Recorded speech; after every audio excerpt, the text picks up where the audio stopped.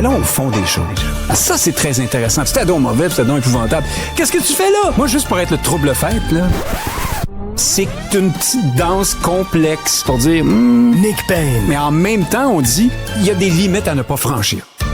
Ça va, lui, ça. Nicolas Douleur, Nick Payne, comment ça va? Oh, arrête ça va, toi. C'est Nicolas. Les gens se demandent. C'est bien Nicolas. Oui, sur mon. D'accord. Si vous faites une recherche, là, parce que vous voulez m'envoyer une poursuite ou quelque chose comme ça, c'est bel et bien ce nom-là que j'ai été enregistré lors de ma fabrication. Bon. De qui tu t'ennuies, toi, Nick Payne? Bien, depuis tout à l'heure, on parle de gens connus. Oui. La beauté de la chose à notre époque, c'est qu'on peut retourner les voir quand même sur toutes sortes de documents. On peut les entendre. On a Elvis Gratton à toutes les 5 minutes ici. Mais moi, c'est des gens qui sont pas connus. Ça ne donne rien de les nommer, mais eux, j'ai juste une ou deux petites photos ou rien du tout. Et parfois, j'aimerais ça leur jaser. Des amis, des personnes que j'ai connues, mes parents. Tu sais, ma mère, on peut comment pas s'ennuyer de sa mère puis de son père si tu étais le moindrement en bon terme avec eux. Puis même si tu ne l'étais pas, on vit tous un peu pour nos parents, c'est-à-dire pour leur montrer de quoi on est capable. Même si tu es en chicane et que tu leur parles plus jamais de ta vie, tu veux leur mettre ça dans la gueule. Regarde comme je réussis, comme je fais mes affaires. Quand ils sont plus là, ça fait drôle. Ça, pour moi, c'est le vrai... Je suis pas ennuyeux, là, en général, mais je m'ennuie davantage de ces gens-là que des personnalités connues dans la mesure où je peux les faire revivre plus facilement, les personnalités connues. Est-ce que c'est vrai qu'on devient un homme quand nos parents meurent? Moi, j'ai déjà entendu ça. Puis Moi aussi, j'ai déjà entendu ça. Oui. Je sais pas. C'est une bonne question, moi qui ai perdu mes parents, mais ce que je sais, c'est que pour un homme, ou une femme, en on passant, devient là. mature. Non, mais parce que peut-être qu'il y a une question qui a rapport avec la maturité ici. Pour un homme, je te dirais que la maturité, c'est vers 68, 70 ans, là, dans ces eaux-là. Je me sens encore comme un jeune nono, moi, personnellement. Puis je constate que les femmes maturent, en tout cas dans certains espaces de la vie, beaucoup plus tôt que les hommes. Jean Leloup, tu sais-tu, il est où? Parce qu'on le cherchait tantôt. Enfin, on sait un peu qu'il est dans le coin, tout ça. Toi qui as fait de la musique. Paradis City, je sais pas. Je l'ai connu à une autre époque. Jean Leloup. J'ai pas aimé, moi, de la façon dont Je me souviens d'une entrevue chez Christiane Charette. Où il était particulièrement hors contrôle, le loup. Et puis là, il y avait des commentaires sur le site de Radio-Canada, puis des gens dithyrambiques. C'est formidable, il faut qu'on entende plus cet artiste. Puis c'était donc une bonne entrevue. Hey, il était pas bien, là. Il était hors contrôle. Et j'ai eu l'impression qu'on était un peu en train d'exploiter la maladie mentale de quelqu'un à ce moment-là. J'emploie un terme fort, mais disons le mal-être ou les problèmes psychologiques. Je pense qu'il s'est raplombé depuis, mais il y a eu des moments plus difficiles. Le loup, je pense qu'on peut faire attention à ça des fois. Là, dans l'espace public, on a tendance à jouer de ces gens qui sont un peu en perte d'équilibre. Ben, je me rappelle d'une entrevue à Tout le monde en parle, où il était juste à côté de quelqu'un qui est encore mieux connu que Jean Leloup, Éric Lapointe. Puis Jean Leloup était dans sa période, disons, assez, effervescente au niveau des connexions cérébrales. Donc, il était très, très, très actif. Il était spécial. Puis tout le monde riait un peu. Puis c'est ça que tu te demandes. Je pense pas que personne était mal intentionné, là. Franchement, là. C'est ça que tu te demandes des fois si on cherche pas un cirque aussi, tu sais. Oui, quand tu vas au cirque, exactement. tu regardes des espèces de bébites un peu, puis on est comme wouh, puis on applaudit. C'est un mais petit peu ça. comprenons-nous bien, hein, je l'aime d'amour. Puis je suis pas en train de dire que c'est une espèce de malade mental, mais c'est quelqu'un qui a clairement parfois eu à composer avec une psychologie mais c'est un bipolaire, fragile. il l'avait déjà admis. Bon, c'est ça. Mais quel magnifique artiste et puis quelle personne aussi. Si tu t'as jamais t'as l'occasion de le rencontrer, c'est une soie. Puis moi, je l'ai croisé à quelques reprises là, dans ma vie d'artiste, mais aussi tout à fait par hasard dans un magasin de musique. Puis là, on s'est mis à jouer de la guitare dans le magasin de musique. Puis là, il inventait une affaire, une toune. C'était une toune de Leloup, là. Je m'en souviens encore. D'ailleurs, elle n'existe pas, là. Elle n'a jamais été enregistrée, mais c'était très comique. C'est un chic type. Pour la petite histoire, là, puis après, on passe à tes sujets, mais Jean Leloup, moi, je connais 25 personnes qui l'ont croisé dans la rue. Puis il y en a 12 qui lui ont dit « Jean Leloup, je suis ton plus grand fan, je peux te savoir une photo? » Il les a envoyés promener. Puis les 13 autres savaient que c'était le contraire. Il fallait que tu l'abordes en disant « Hey, mon Chris! » Puis là, c'était là « Hey, mon maudit! » C'est que si tu joues le fan, ça passe pas. Mais si tu joues le gars de taverne, là, ça passe. Là, ça marche, hein? Là, ça passe. Oui. Ben voilà, c'est ça. Il faut bousculer les habitudes un peu. Hey, parle-moi du projet de constitution québécoise, donc abandonné par la CAQ, Simon-Jolin Barrette. Hier, j'ai vu une vidéo d'Arun Boisy, où il se félicite d'avoir été en mesure de coordonner toutes sortes d'organismes, la Ligue des droits, plein d'organismes pour venir à bout oui, de ce projet-là. 800 organismes de la société civile représentant 200 personnes au total, probablement, parce que, bon... Mais oui, effectivement, Arun Boisi et Québec solidaire célèbrent aujourd'hui comme si on avait gagné la Coupe Stanley. Hein? Le fait que le Québec n'aura pas sa constitution, je pense que c'est unique au monde. Je ne connais pas un autre peuple qui serait en liesse, ou enfin dont certaines personnes seraient aux anges parce qu'il n'a pas eu sa constitution. En fait, c'est un moment triste et Jolin Barrette abandonne pas par plaisir, c'est parce qu'il a été lâché un peu par Christine Fréchette, mais aussi par les autres partis, et au premier chef, le Parti québécois, qui était celui qui était le plus susceptible peut-être d'appuyer ce projet-là. Rappelons là, qu'il s'agissait de doter le Québec d'une constitution. Ça, c'est un geste d'affirmation, on se constitue, donc on réaffirme, on affirme, on se couche sur papier comme peuple, comme nation, comme communauté politique. Alors, il y avait là-dedans l'affirmation de la nation québécoise, il y avait l'affirmation, oui, des droits et libertés, parce que la Charte québécoise des droits était intégrée à cette Constitution, mais aussi, on voulait faire un équilibre avec le droit collectif, ce qui est un petit peu moins dans la Constitution canadienne. Donc, dire le peuple, la nation, la collectivité a aussi des droits. Il ne faut pas toujours, tout le temps, tout ramener à l'individu, si tu veux, ou aux droits individuels. Il y avait la laïcité de l'État.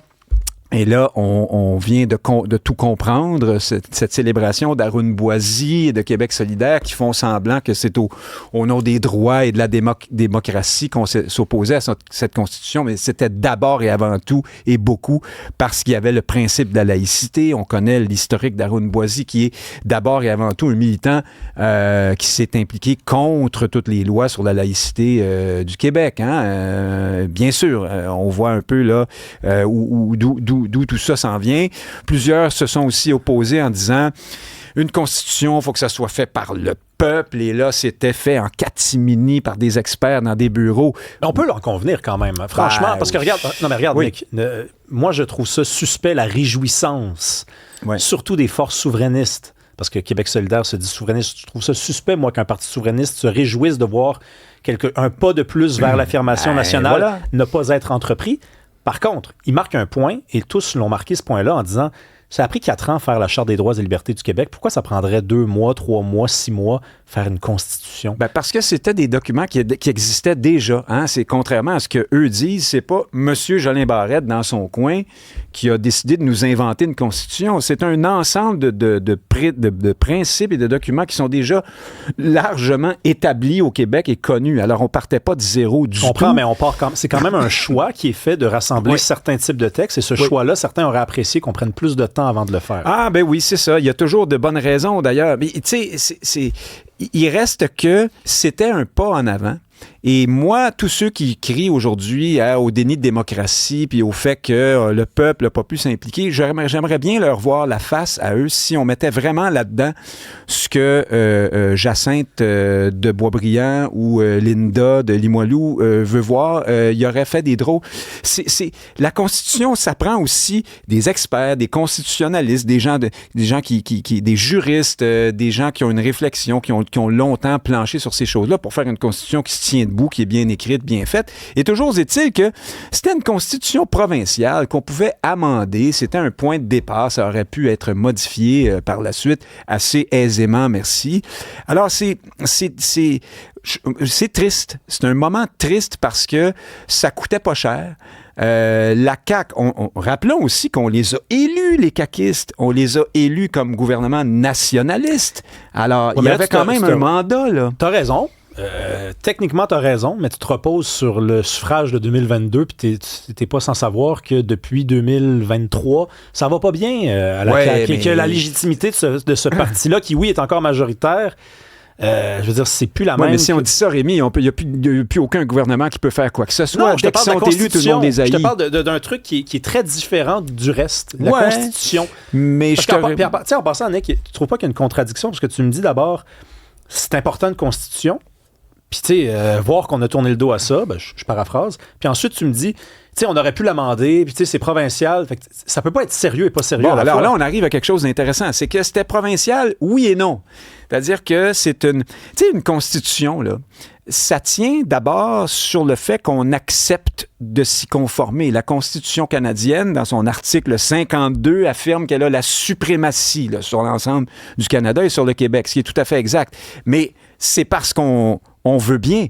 Or, la Constitution québécoise, telle qu'elle était proposée, avait quelques éléments, quelques dispositions qui mettaient ça à l'épreuve, qui disaient que, par exemple, en cas de conflit, là, la Constitution québécoise primait. C'est intéressant. Ça ne voulait pas dire demain matin qu'on détricotait la Constitution canadienne, mais ça ouvrait la porte à ce qu'il y ait des débats et à ce qu'éventuellement le Québec puisse élargir son autonomie. Parce que au-delà du droit constitutionnel, il y a le politique et il y a les rapports de force. Et une constitution, ça peut évoluer, ça peut être changé.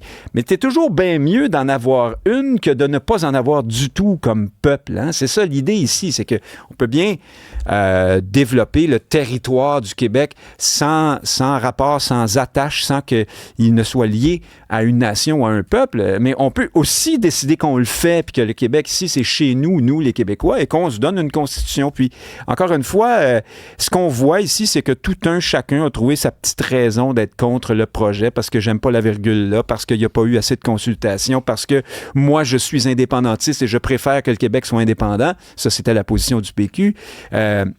Le PQ disait aussi, vous trompez les gens parce qu'en fait, ça va être une constitution provinciale, puis on ne restera encore et toujours qu'une province.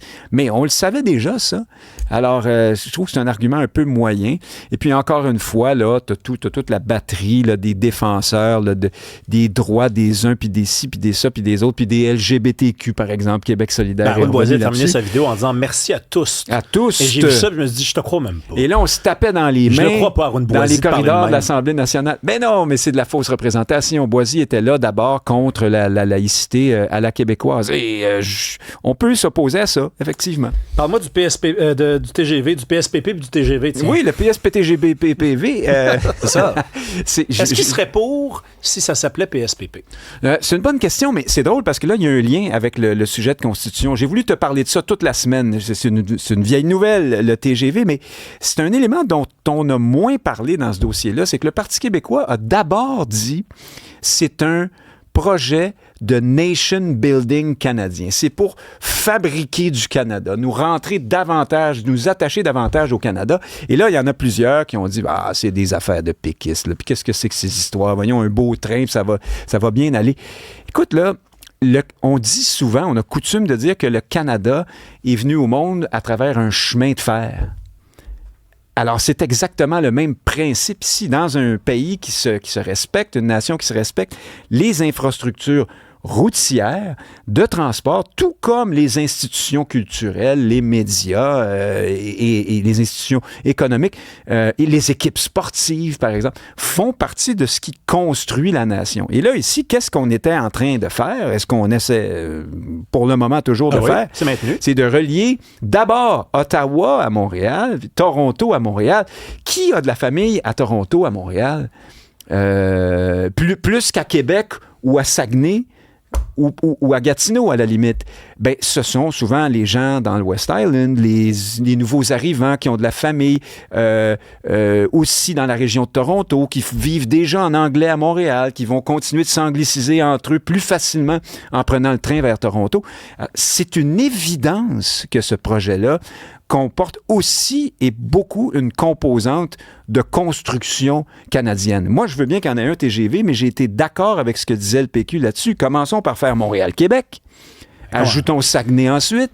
Commençons par faire en sorte que les liens entre les municipalités, les villes du Québec soient possibles. Oui. Hein? Commençons par... Et les liens économiques aussi, là. Ça va, mais tu as vu, il y a un ex-ministre du PQ, Denis de Belleval, qui a dit « Moi, je songe à voter pour la CAQ parce que...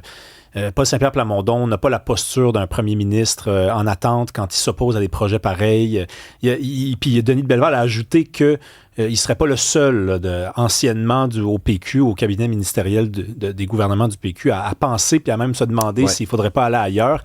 Tu penses-tu qu'il va avoir fait un gain politique, PSPP? À quelques mois d'une élection, je pense qu'il faut désormais réfléchir à toutes les prises de parole des chefs de parti en matière de gain politique. Je pense que oui, Rémi. Tant mieux pour M. de Belleval et les autres. Moi, je suis pas porte-parole du PQ et de Saint-Pierre-Plamondon. Je viens de les couper en petits morceaux sur la question de la Constitution.